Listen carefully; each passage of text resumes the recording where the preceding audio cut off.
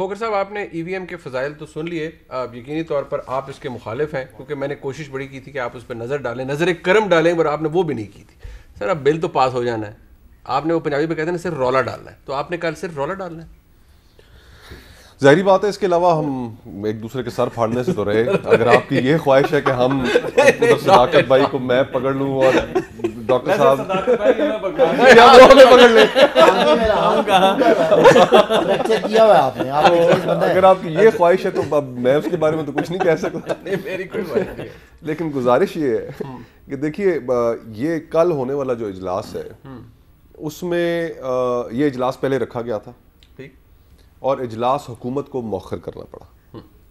अब उससे सियासी पैगाम ये गया कि हुकूमत के पास नंबर्स पूरे नहीं हैं जी, क्योंकि उनके हलीफ जो थे, दोनों बड़े हलीफ जो हैं हुकूमत के, MQM, मुस्लिम लीग काफ और GDA, इन सारों ने कहा कि हमें EVM के ऊपर तहफ़्फ़ुज़ात हैं, तो इजलास इनको मौखर करना पड़ा।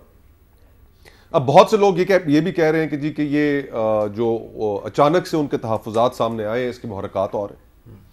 तो कल का जो पोशीदा मुहर्रिकात, हाँ, जिस तरह हमारे मुल्क में होता है। और कल का जो इजलास है वो इस लिहाज से अहम है। बहुत से अभी ये कह रहे हैं, हुकूमत कह रही है कि हमने अपने जो हलीफ हैं हमारे उनको कायल कर ली है, लेकिन जो मुख्तलिफ जमातों के लोग हैं, जो हम दोस्त अहबाब हैं, मिलते हैं, गुफ्तगू करते हैं, कभी किसी TV प्रोग्राम में मिल गए, लेकिन अभी तक मुकम्मल तौर पर हलीफों ने इनको यकीन नहीं दिलाया कि वो इन्हें वोट करेंगे। वो कहते हैं तहफ़्फ़ुज़ात दूर कर दिए हैं प्राइम मिनिस्टर ने, GDA के भी, MQM के भी, मुस्लिम लीग काफ को भी शायद कोई कहा गया कि हम आपके। मेरे एक दोस्त हैं जी मुस्लिम लीग काफ में, तो मैंने उनसे वैसे पूछा कि जी आप, जब उन्होंने जिस दिन ऐलान किया कि हम EVM को वोट नहीं करेंगे, तो मैंने उनसे कहा कि जी आपने आज बड़ा धमाका कर दिया। तो उन्होंने कहा कि हम ये समझते हैं कि ये EVM सिर्फ ऑपोजिशन को इलेक्शनों से फारग करने का प्रोग्राम नहीं है, ये हमें भी फारग करने का प्रोग्राम है। अच्छा। तो ये बड़ी सख्त पोजीशन थी और बड़ी सख्त रिजर्वेशंस थी। तो कल का इजलास अहम इस हवाले से कि क्या हुकूमत अपने नंबर्स पूरे कर सकती है या नहीं। आपका सवाल, अगर कर जाती है तो व्हाट मैसेज डज इट? नहीं, अभी तो ये एक हलीफों की बात हो गई ना। ठीक। दूसरा, इनके अपने जो मेंबरान है कई, उनकी भी बहुत शदीद तहफ़्फ़ुज़ात हैं। कई तो हम जानते हैं कि जो मेंबरान शायद अपनी ग्रीवेंसेस की वजह से कल ना आए, और फिर इन मखसूस हालात में ये भी कहा जा रहा है कि जी कि फोन कॉलें शुरू हो गई हैं। अब ये सारी चीज़ें अपनी जगह पर मुनीब भाई, लेकिन हमने ये देखा है इन पिछले 3-3.5 सालों में, बजट पास कराना हो, कोई इंपॉर्टेंट बिल आ जाए, पॉलिटिकल मैनेजमेंट फेल हो जाती है। कोई एक ऐसा शख्स नहीं है इनके पास कि जो अपोजिशन और दीगर जो इनकी अपनी इत्तेहादी जमातें हैं उनके साथ इंगेज कर सके। इनकी सारी की सारी जो रिलायंस है, वो रिलायंस होती है एक मखसूस कुव्वत के लोगों के ऊपर।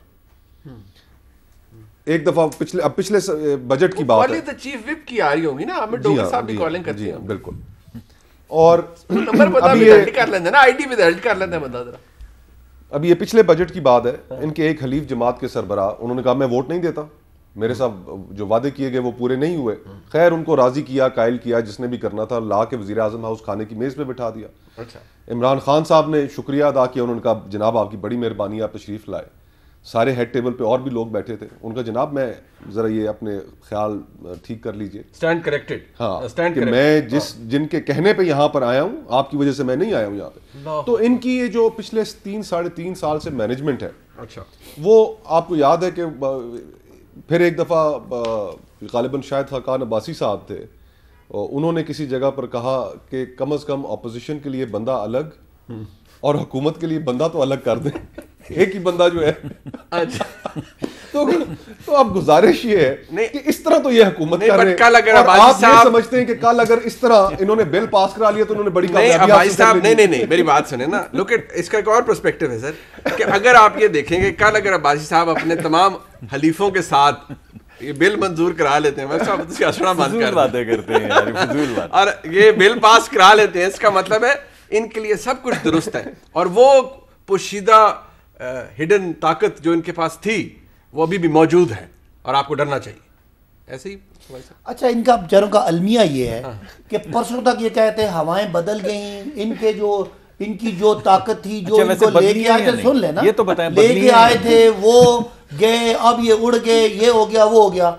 आज इनके हालात को पतले लग रहे हैं ना। आज ये कल ये वो थे कि हमें मतलब कमजोर शो कर रहे थे।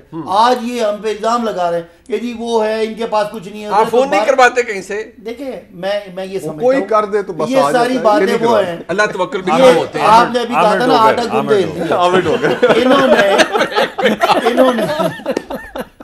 पहले तो एक तो बात, इनकी जितनी लॉजिक थी कि ये मशीनें हैक होती रही, जर्मनी से लेके फ्रांस से लेके जापान तक ये घूमे, उन्हें क्या पता? वो भाई वो इंटरनेट वोटिंग की बातें हो रही है जो हैक हो सकती है। मेरे भाई थोड़ी सी भी किसी को आईटी आती हो, ये सीधा सीधा पूरा पर्ची सारी चल रही है।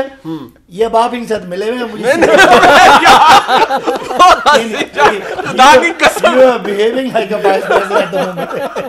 भाई साहब खुदा का खौफ करेगा, मैं वो हंस रहे हैं, मैं आपको खामोश हो लॉजिक दे रहा हूँ, आपकी नजरें उधर मिली हुई हैं, लेकिन कल आप सोचे कल आप लोगों ने क्या जवाब देने जब ये काम दारा हो जाने। मैंने तो कहना है जी हुकूमत की बल्ले बल्ले नंबर पूरे हैं, ठोक के आपने जीतना है।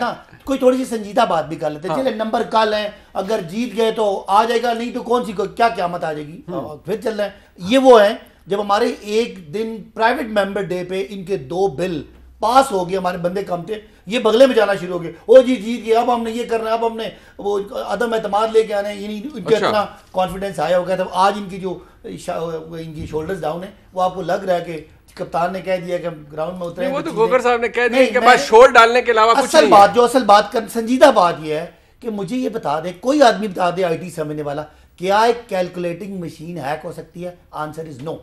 अच्छा, particularly which is not connected to internet। जी, जब तक उसकी कोई एक्सटर्नल डिवाइस, चाहे वो वाईफाई हो, वो ब्लूटूथ हो, वो इंफ्रारेड हो, या वो इंटरनेट हो, किसी तार से कनेक्टेड हो, फिर तो आप उसको प्ले अराउंड कर सकते हैं। वरना इनको बताना है, अब ये मैं मुनासिब नहीं लगता कि इनकी मैं पार्टी को कुछ बुरा बना दूं। It is just a calculator. अगर किसी जगह कोई एतराज करेगा, वही पर्ची उसी तरह स्टैंप हुई भी उसी डब्बे में मौजूद होगी। अच्छा, ये क्योंकि वो बात उन्होंने मजाक में भी थोड़ी सी की, लेकिन फोन कॉल्स की अहमियत तो होती है। देखिए गिलानी साहब का जब वो सेनेटर बन रहे थे, वो इलेक्शन हुआ, उस दिन मुबैना तौर पर जो कॉलें आनी चाहिए थी, हफीज शेख साहब वाला जो इलेक्शन था, वो कॉलें आनी चाहिए थी, वो नहीं आई और गिलानी साहब बन गए, आपके बंदे टूट गए। मेरी यार सुन ले, फिर अगले दिन जब चेयरमैन सेनेट का हुआ सारा मामला या वो वाला मामला, तो उस वक्त कॉलें आ गई। जिस दिन ये हारेंगे उस दिन किसी और वजह से हारेंगे, जिस दिन ये जीतेंगे उस दिन इनकी कारस्तानी। अभी इन्होंने कहा कि कौमी सलामती की बात की।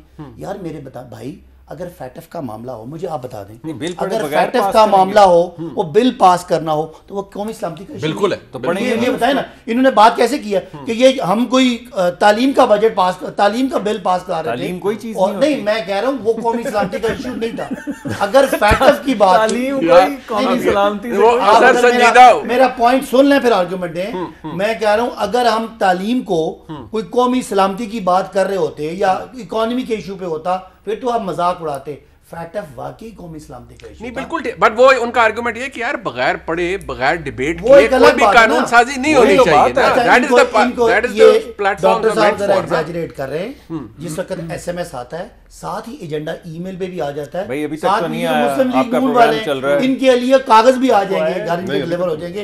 रात को तसल्ली से पढ़ें, सुबह आए और आप वोट डालें। कौम देख रही है कि ये इलेक्टोरल रिफॉर्म के सामने रुकावट डाल रहे हैं। बैरून मुल्क पाकिस्तानियों को वोट देने के हक से ये डिनाइल, उनको ये डिनाई कर रहे हैं। ये आप कल कौम के सामने फेस करें। हम जीत जाते हैं तो ये कौम की बेहतरी है, अगर हमें हार जाते हैं तो ये एक्सपोज होंगे कि ये वो लोग हैं जो जिन्होंने पहले भी 30-40 साल बर्बाद किए, आज भी कोई रिफॉर्म आए तो ये मिल मिला के उसमें रुकावट डालते हैं। बट उनका आर्गुमेंट अपनी जगह है। जब अगला इलेक्शन हारेंगे ना, सुने आखिरी बात, अच्छा, अगला इलेक्शन हारेंगे, और बोलें, अगला इलेक्शन जब ये हारेंगे तो इनको बहाना तो चाहिए, तो ये बहाना ईवीएम। अच्छा, ये बहाना ईवीएम का होगा, लेकिन अभी ये भी डिसाइड होना है ना कि अगला इलेक्शन ईवीएम पे होना है या नहीं होना है। तो कल डिसाइड हो जाएगा ना, तो कल डिसाइड होने के बाद हम इनको पायलट प्रोजेक्ट देंगे।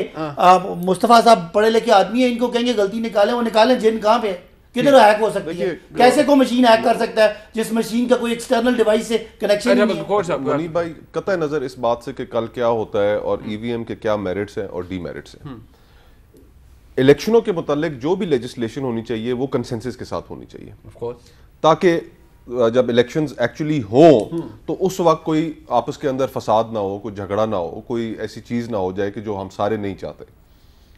ये आने वाले इलेक्शंस जो है, अगर आज हम उनके ऊपर हुकूमत कंसेंसस पैदा नहीं कर सकती, तो आने वाले इलेक्शंस तो फिर बड़े क्लियर हैं कि कल अगर जोर जबरदस्ती कानून इन्होंने पास कराना है, वो पास होने के बाद उसको हम हो सकता है पार्टीज डिसाइड करें, शायद हम जुडिशल फोरम्स पे चैलेंज करें।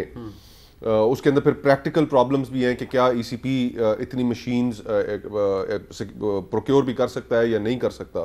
फिर उनकी सिक्योरिटी टाइम फ्रेम बहुत कम है, साल सवा साल के अंदर ऐसा मुमकिन है या नहीं है। ईसीपी ये कह चुका है कि हम नहीं कर सकते। ठीक है, ओवरसीज पाकिस्तानीज के लिए प्रैक्टिकल प्रॉब्लम है। जिस तरह जो अरब ममालिक हैं वो कहते हैं हम तो बादशाहते हैं, तो आप क्या यहाँ पे लोगों को वोट डालने का हक देंगे। अब फिर इसका मतलब है कि अगर आप किसी को वोट डालने का हक दे रहे हैं तो फिर मैं कुवैत, सऊदी अरब, मुत्तहिदा अरब अमीरात वोट मांगना भी फिर मेरा हक है, मैं फिर वहां पर जाऊं कैंपेन के लिए। पूरी कैंपेन तो वो इस चीज के बिल्कुल मुखालिफ है। इन राइटिंग उन्होंने लिख के दिया है। ठीक, प्रैक्टिकल प्रॉब्लम्स है, हुकूमत समझने के लिए तैयार नहीं है। इन्होंने कहा इलेक्शन कमीशन को आग लगा दो, इलेक्शन कमीशन ने पैसे पकड़े हुए हैं। अब बजाय इसके कि ये कंसेंसस क्रिएट करते हैं, ये इन्होंने उल्टा ईसीपीए भी हमलावर हो गए, ऑपोजिशन को भी उसके ऊपर भी हमलावर। तो मुझे तो अल्लाह माफ करे अगर ये धौंस धांधली से ये हो जाता है तो आने वाला जो इलेक्शन है वो फिर एक मुल्क को खुदा न खास्ता एक बहुत बड़े क्राइसिस की तरफ ले जाएगा। ठीक, तो खुद 4 सीटों के ऊपर इन्होंने जो 120 दिन धरना दिया वो आपके सामने है। और at the end of the day जो कह रहे हैं कि धांधली साबित हुई, वो फिर इलेक्शन पिटीशंस के थ्रू ही वो धांधली बाहर निकली, वो उस तरीकाकार से नहीं निकल सकी। तो थोड़ी बहुत मैच्योरिटी दिखानी चाहिए और हुकूमत को भी बैठ के कंसेंसस क्रिएट करें।